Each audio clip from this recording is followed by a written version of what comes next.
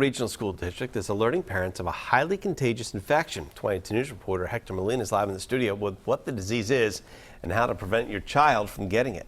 Well, Southwick Regional School Superintendent Jennifer Willard has reported multiple cases of pertussis, also known as whooping cough.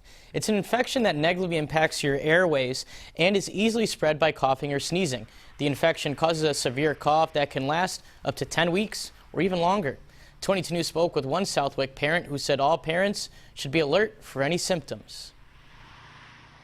They should be educating themselves and asking the appropriate questions to their doctors, because it's scary. Stock up on Clorox bleach wipes and baby wipes and hand washing and hand sanitizers is a big thing to have. Even though they say it doesn't work as well, you have to protect yourself somehow.